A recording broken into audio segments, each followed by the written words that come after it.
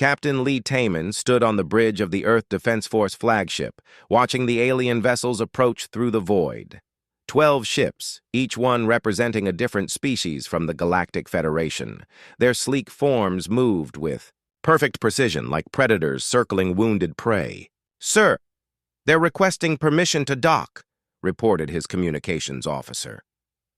Taman nodded grimly. He already knew what this visit would bring. The whispers had been spreading through human space for weeks. Something was coming. Something that would change everything. The Federation delegation entered the main conference room 2 hours later. Ambassador Kethlar, the tall, gray-skinned Altarian who served as the Federation's voice, moved with the fluid grace of his people. Behind him walked representatives from 11 other species, their various forms creating a rainbow of alien life. Dr. Park Nari, Earth's chief xenobiologist, sat beside Taman at the long table. She had spent years studying these beings, learning their languages and customs. Today her face was pale with worry. "Humans of Earth," Kethlar began, his translator device rendering his clicks and whistles into perfect English. "The Galactic Federation Council has reached a decision regarding your species' membership status." Taman felt his jaw tighten. 6 months ago, humanity had applied to join the Federation after decades of careful preparation. They had followed every protocol, met every requirement, and demonstrated their technological capabilities. The response had been disappointing. "We appreciate the Federation's consideration," Taman replied carefully. Kethlar's large black eyes showed no emotion. "Your application has been rejected. Furthermore, the Council has voted to classify humanity as a Category 5 disruption. Risk." The words hit the room like a physical blow. Dr. Park Nari's face went white. Category 5 was the worst possible classification, reserved for species considered actively dangerous to galactic stability. "On what grounds?" Taman demanded, his diplomatic composure cracking. "Your species displays concerning behavioral patterns," Kethlar replied smoothly. "During your evaluation period, human representatives consistently questioned established protocols. You refused to accept proper hierarchical positions. Most troubling, you suggested modifications to systems that have maintained galactic peace for 3,000 years. Engineer Kim Do-hyun, who had been silent until now, leaned forward. "We offered improvements to your energy distribution networks. Our calculations showed 20% efficiency gains." "Exactly," Kethlar said. "This presumption demonstrates your species' fundamental inability to respect established order. The Galactic Federation operates on principles of harmony and stability. Humans appear incapable of accepting their proper place within this system." Taman stood slowly, his hands pressed flat against the table. "And what exactly is our proper place?" "Subordinate species typically serve in labor capacities or resource extraction. Your technological development would be managed by more experienced Federation members to prevent dangerous innovations." The silence that followed was deafening. Every human in the room understood what they were hearing. The Federation wasn't offering membership. They were offering slavery with better words. "We respectfully decline," Taman said firmly. Kethlar's head tilted in what might have been surprise. "This was not a negotiation, Captain. The decision has been made. However, the Council recognizes that immediate compliance may be difficult. Therefore, humanity is granted 30 standard days to withdraw from all territories beyond your home system. After this period, any human presence outside the Sol system will be considered an act of aggression against the Federation." Dr. Park Nari found her voice. "You're banishing us? Confining an entire species to one star system?" "It is a generous arrangement," another delegate spoke up. This was Morden of the Hegemony, his insectoid features clicking with disapproval. Many council members favored immediate action. 30 days allows you to collect your colonists and return home peacefully. Kim Do-hyun's engineering mind was already working. There are over 2 million humans in the outer colonies. 30 days isn't enough time to evacuate everyone. Then you should begin immediately, Kethalar replied without concern. The meeting continued for another hour, but the essential message never changed. Humanity was being cast out of galactic society, labeled as too dangerous and unpredictable to be allowed among civilized species. The Federation's ultimatum was absolute: return to Earth and never leave, or face the combined might of 12 advanced civilizations. After the aliens departed, Taemin called an emergency session of Earth's leadership.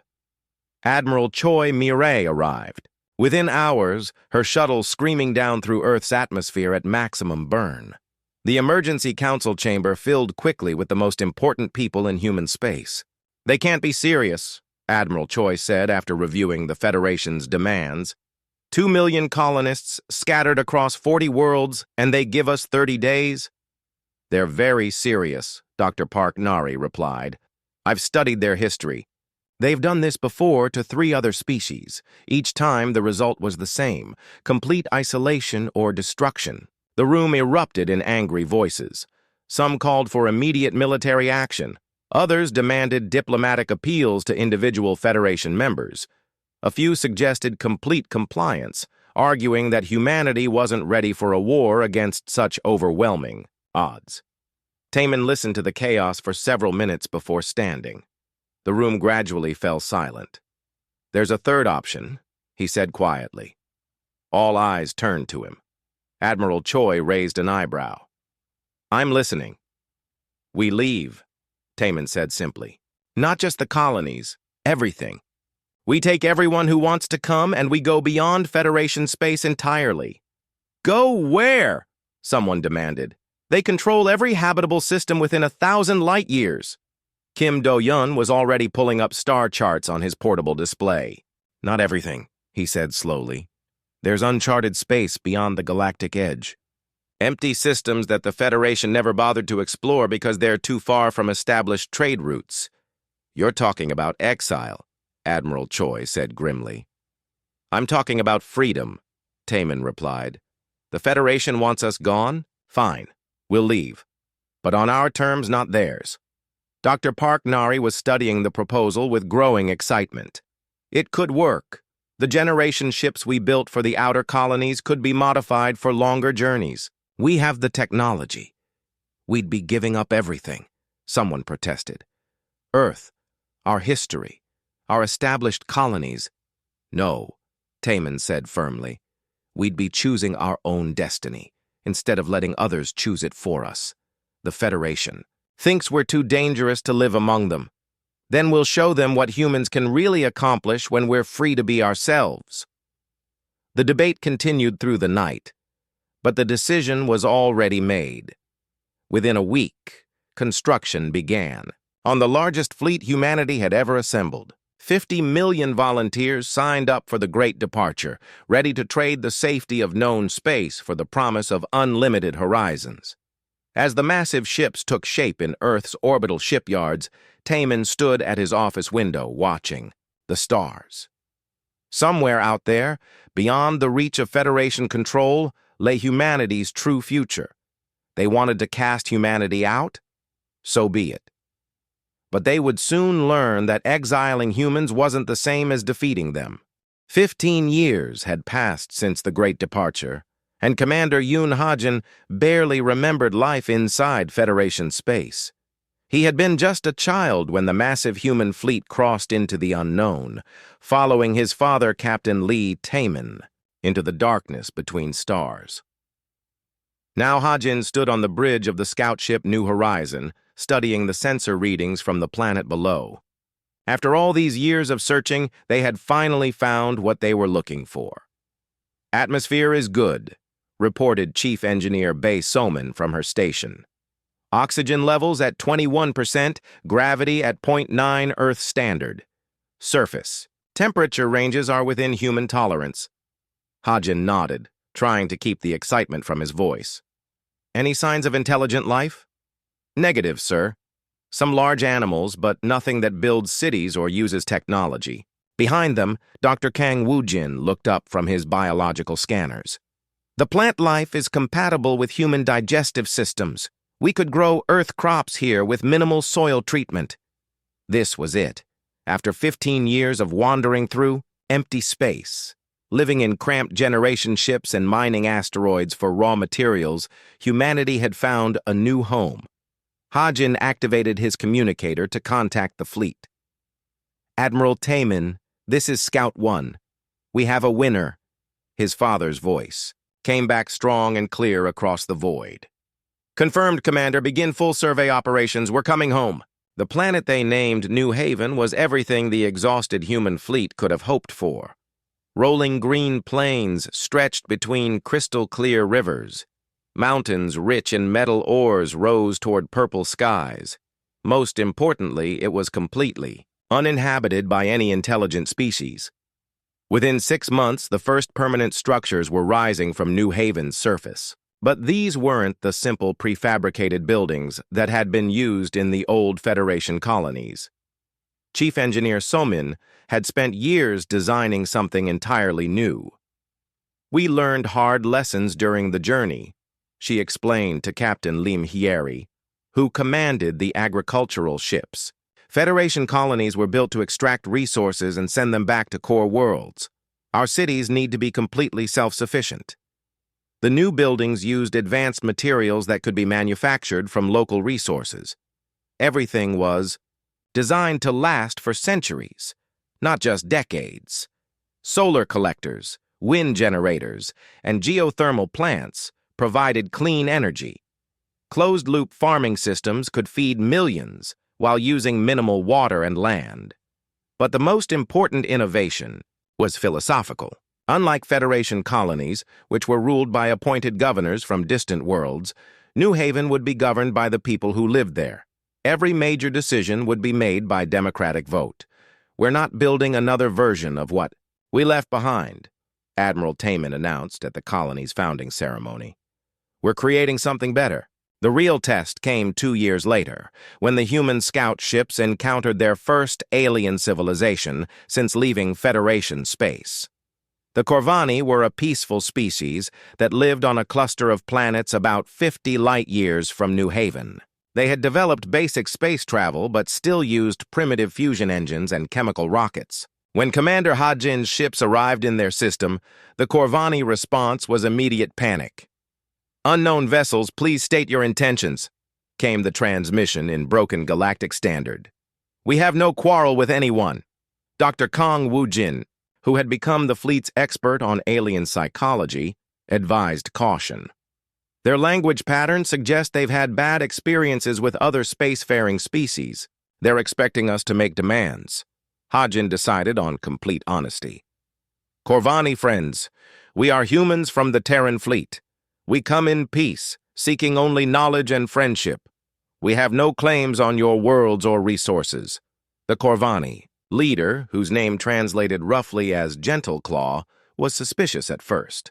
His species had indeed encountered other aliens before, Federation scouts who had cataloged their worlds as insufficient for development and then ignored them completely.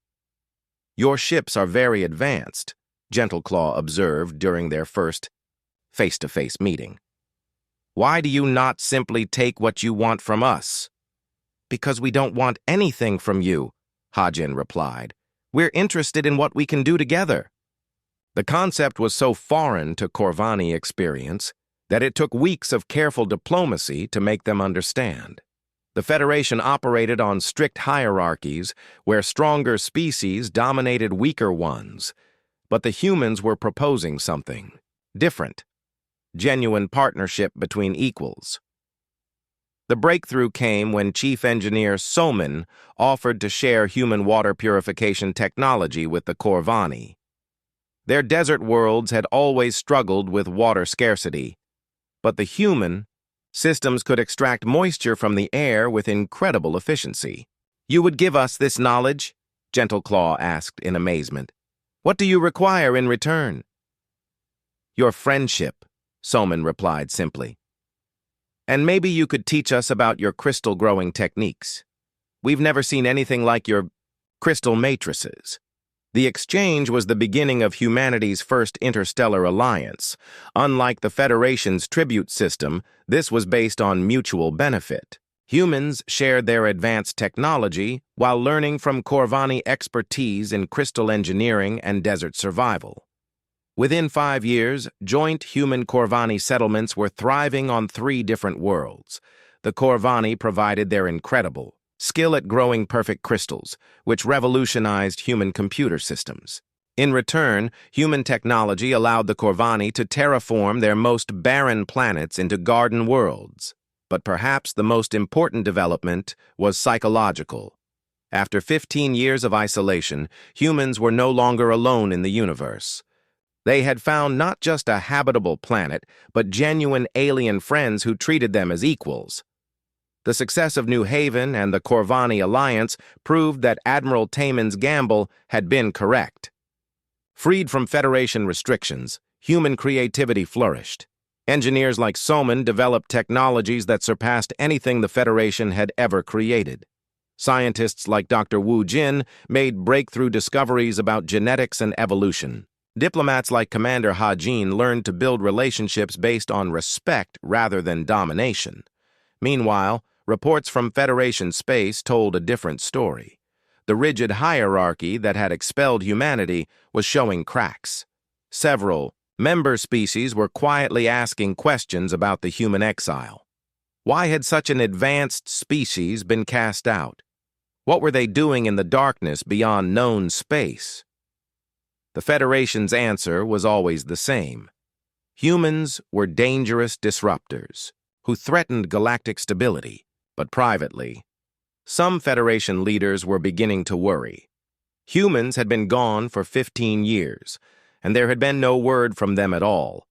Were they building up their strength, planning revenge, or had they simply died in the cold emptiness between stars? Admiral Taman, now gray-haired but still sharp, often stood on the observation deck of New Haven's central tower, looking up at the alien stars. His gamble had paid off beyond his wildest dreams. Humanity had not just survived their exile, they had thrived. They had built something new and better than anything they had left behind.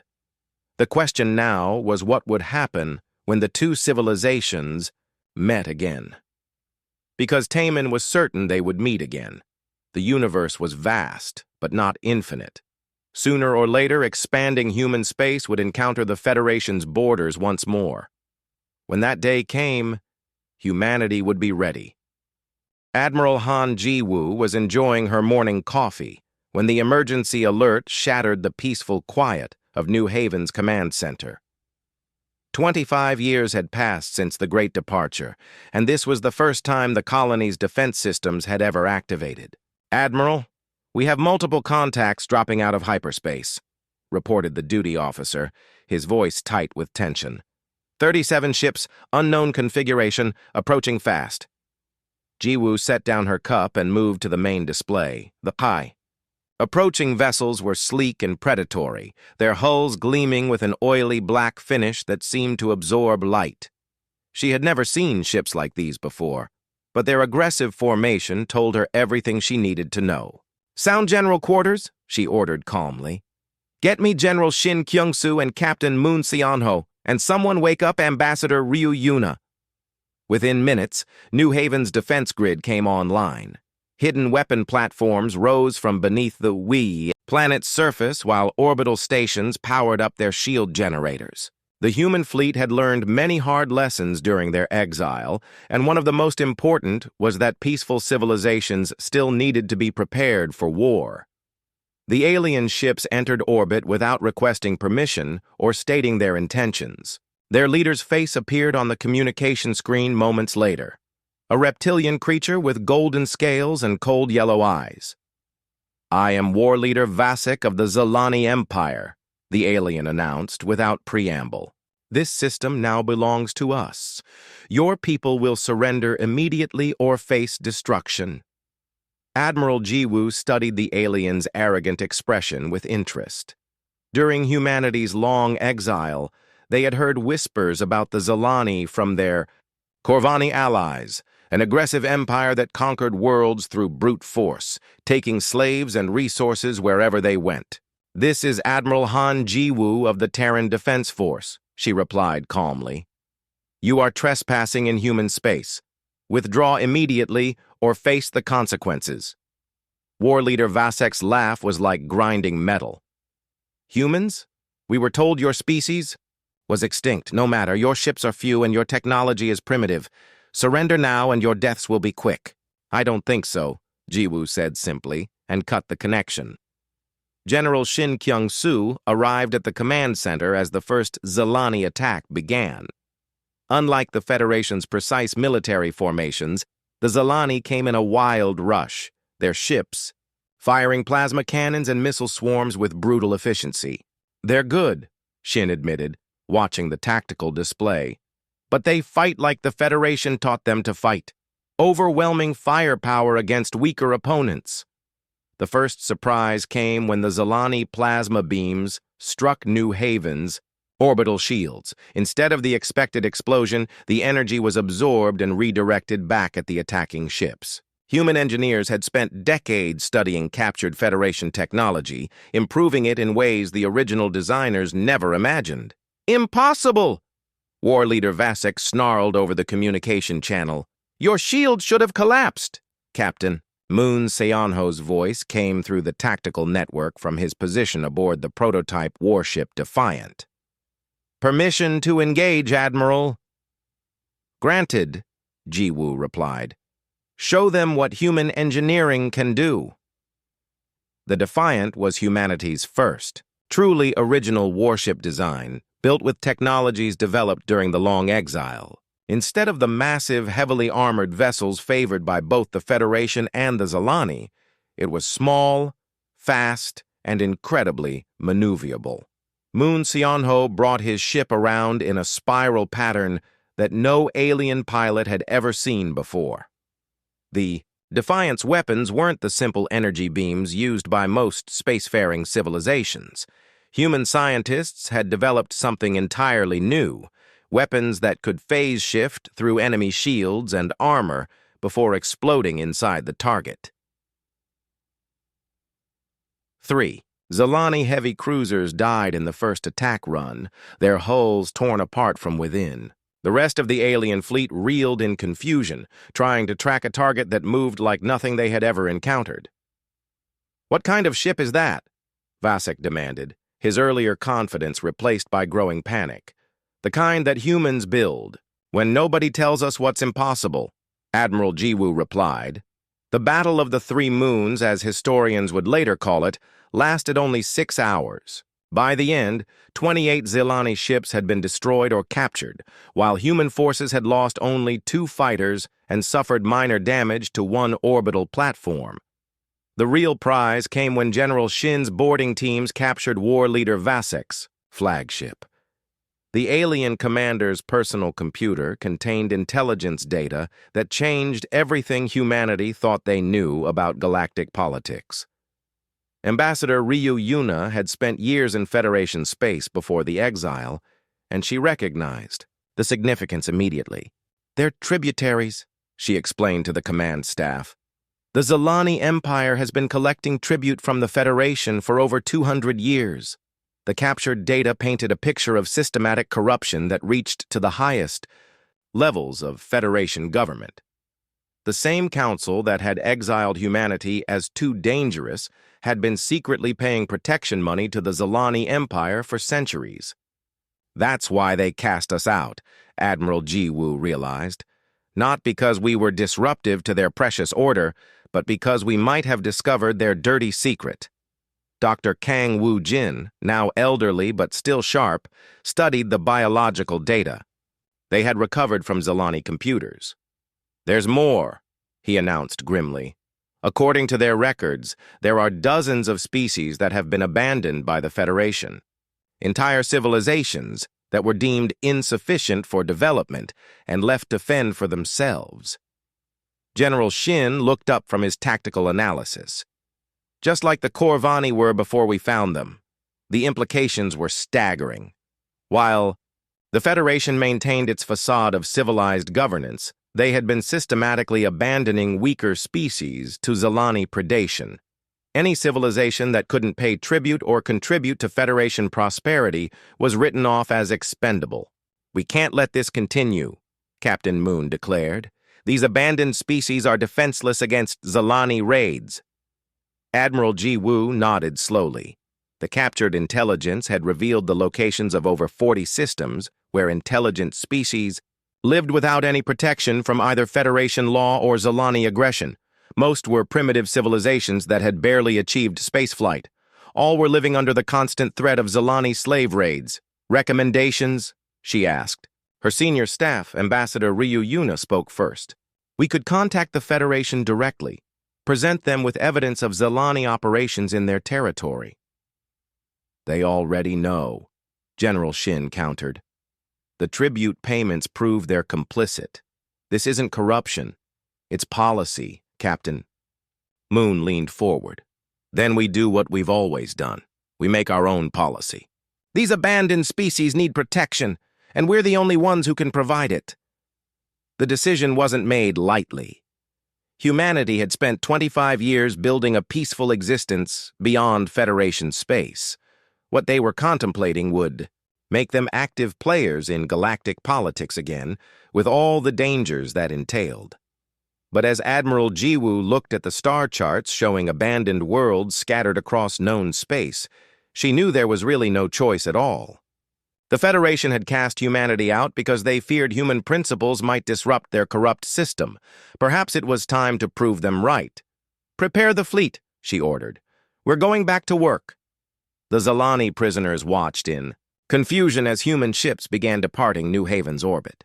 They had expected their defeat to bring massive Zilani reinforcements seeking revenge. Instead, the humans were leaving their homeworld virtually undefended. War leader Vasek, now in a detention cell, couldn't understand it. "Where are they going?" he demanded of his guards. The human soldier smiled grimly. "To do what you should have been doing all along, protecting the innocent from people like you." Fleet Admiral Park Jae-won stood before the holographic star map in the Liberation Fleet's command center, studying the positions of 57 different worlds. Each glowing dot represented a species that had been abandoned by the Federation and left defenseless against Zilani raids. "The Kalani system should be our next target," suggested Commander Oh Seung-min, pointing to a cluster of planets near the galactic rim. "Intelligence reports indicate they have a population of 8 million and basic industrial capacity. The Zilani have been raiding them for slaves every few months." Dr. Jung Areum looked up from her portable computer. "I've finished the technology package for the Virex people. Once their manufacturing base is upgraded, they should be able to produce their own defense systems within 6 months. It had been 3 years since humanity began what they called the Liberation Campaign. What started as a rescue mission to save one abandoned species had grown into something much larger. Word of human intervention was spreading across the galaxy, and desperate civilizations were sending secret messages begging for help. The Liberation Fleet had grown as well. The original 20 human ships had been joined by vessels from the Corvani Alliance and 6 other species that humanity had freed from Zilani oppression. Each new member brought their own unique technologies and capabilities to the growing coalition. Captain Cha Min-seok commanded the diplomatic escort squadron, specializing in first contact with newly discovered civilizations.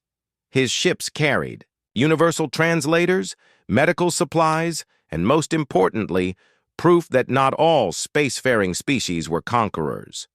"The Dracani are ready to join the Commonwealth," he reported. "Their crystal-based computers will be a major upgrade to our information systems. In return, they want access to our agricultural technologies." Admiral Park nodded approvingly. The Terran Commonwealth had evolved far beyond its original purpose as a human government in exile. Now it was a voluntary alliance of free worlds, each contributing their strengths while maintaining their independence. The system worked because humans had learned from the Federation's mistakes. Instead of forcing all species to adopt human customs and laws, the Commonwealth celebrated diversity. Corvani crystal cities coexisted with human agricultural colonies and Virax underwater settlements. Each world governed itself according to its own traditions, united only in their commitment to mutual defense and free trade. "Admiral, we're receiving a priority transmission from the Proxima Centauri system," announced the communications officer. "It's Admiral Taman." Park's expression grew serious. Proxima Centauri had been humanity's first colony outside Earth's solar system, established long before the Federation exile. When humans fled into unknown space, they had been forced to abandon it to Federation occupation. Now, after 30 years, they were finally strong enough to take it back. Admiral Taman's weathered face appeared on the main screen. Though he was now in his 70s, his eyes still burned with the same determination that had led humanity into exile. "J1, the operation is a success," he announced. "Proxima Centauri is free." The Federation garrison surrendered after a brief engagement. No casualties on either side. The command center erupted in cheers. Proxima Centauri wasn't just another world to humans. It was the symbol of everything they had lost when the Federation cast them out. Its liberation marked humanity's return to their original space. But Admiral Park knew the real significance was strategic. Proxima Centauri sat on a major hyperspace route between Federation core worlds and their outer territories. By controlling it, the Commonwealth could cut Federation supply lines and protect dozens of systems from both Federation exploitation and Zilani raids. What was the Federation response? Park asked. Confused and desperate, Admiral Taman replied with satisfaction. They sent a diplomatic message demanding we return their rightful territory. I told them we were happy to negotiate after they stopped paying tribute to the Zilani Empire. The Federation's reaction to the liberation campaign had been predictably hypocritical. Publicly, they condemned human aggression against innocent worlds. Privately, they were panic-stricken as their tributary system collapsed. Species after species was breaking free from Federation control, choosing Commonwealth protection over Federation exploitation. Dr. Jung Aurium had played a crucial role in this success. Her rapid technology transfer programs allowed newly liberated worlds to defend themselves within months instead of years. But more importantly, she helped each species develop their own innovations rather than simply copying human designs. The healer folk of Sanctuary Prime have developed something remarkable, she reported. Their medical nanotechnology can repair tissue damage at the cellular level. Combined with human surgical techniques, we could eliminate most forms of physical injury. This was the Commonwealth's greatest strength, its ability to combine the best ideas from dozens of different species. Human military tactics merged with Corvani shield technology and Vrex underwater engineering. Draconi computers processed information using living crystal matrices, while human scientists provided the theoretical framework. The Federation, locked in their rigid hierarchy, couldn't adapt fast enough to counter these innovations. Their ships still used technology that was centuries old, while Commonwealth vessels incorporated improvements from species the Federation had never even bothered to contact. Commander Oh Sung-min studied the tactical reports flowing in from across the galaxy. "We're winning faster than expected," he observed. "Federation forces are pulling back from 12 systems they can no longer defend. The Zilani are also retreating. They can't maintain their raiding operations without Federation support." The success was almost overwhelming. In just 3 years, the Commonwealth had grown from a single human colony to an alliance of 47 worlds. Species that had lived in fear for centuries were now building their own starships and exploring the galaxy as equals. But Admiral Park remained cautious. He had studied enough history to know that cornered powers often made desperate choices. "The Federation Council is meeting in emergency session," reported the intelligence officer. "Our sources indicate they're considering extreme measures." Ambassador Ryu Yuna, now serving as the Commonwealth's chief diplomatic representative, appeared on a secondary screen from her flagship. I've been monitoring Federation communications. They're discussing something called Final Protocol Authorization. Does anyone know what that means? The command center fell silent. None of the Commonwealth intelligence services had ever encountered that phrase before. But the way Federation officials spoke about it suggested something catastrophic.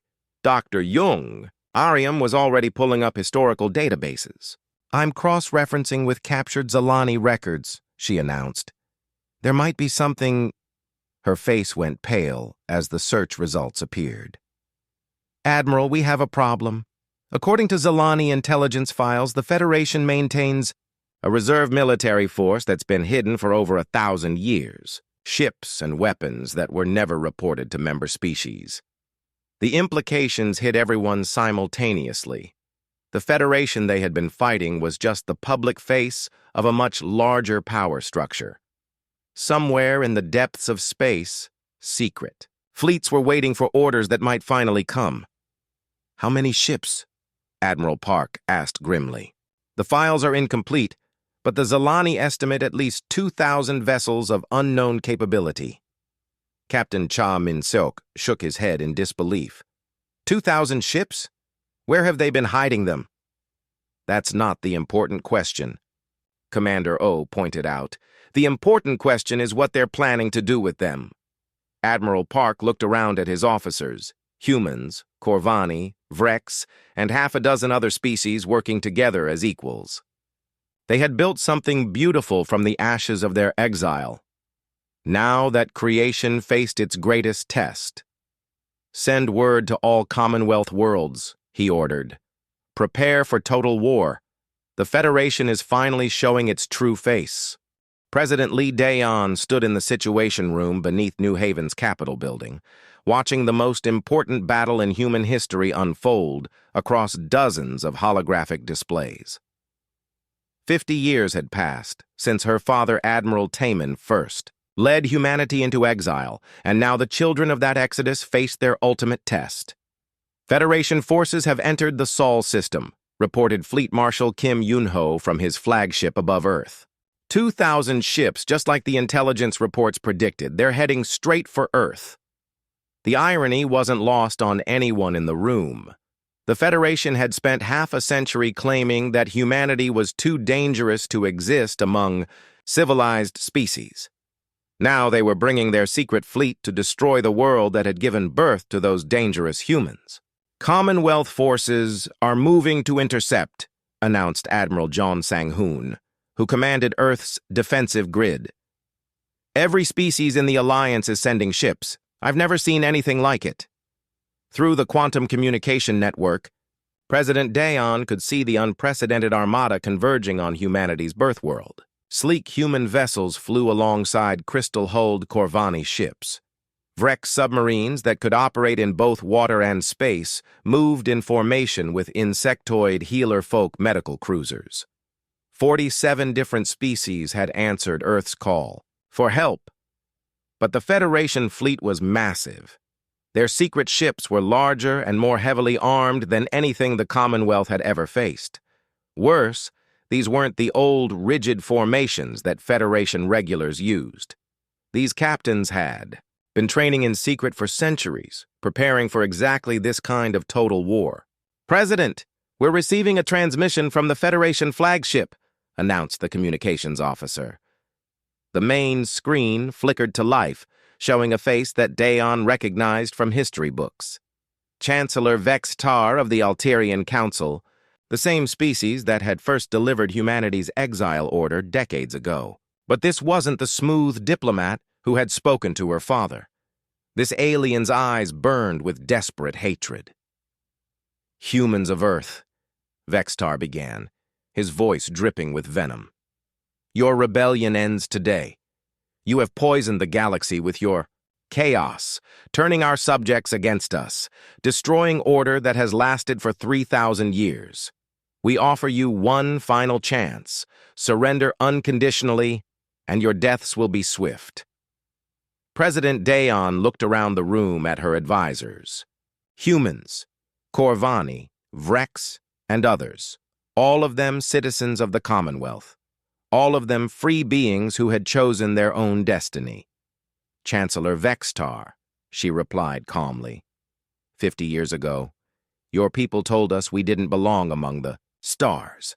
Today, we're going to show you that the stars belong to everyone." The Battle of Sol began with the largest space engagement in galactic history. 3,000 ships from dozens of species clashed in the void around humanity's home system. The Federation's secret fleet was everything the intelligence reports had warned: powerful, disciplined, and utterly ruthless.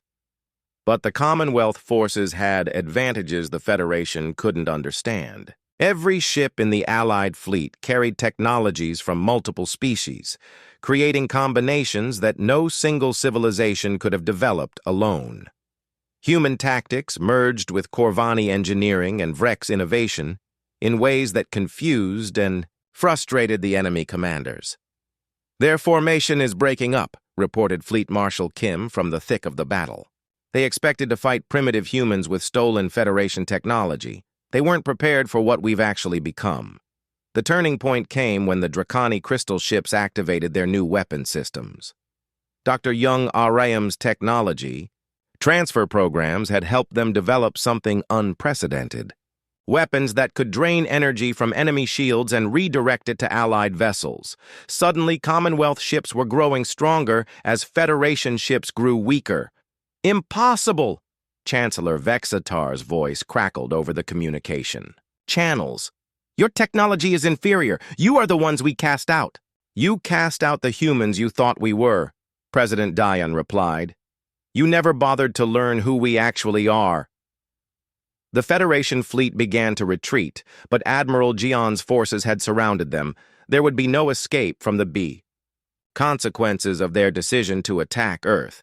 Ship after ship surrendered as their crews realized they were fighting for leaders who had lied to them for centuries.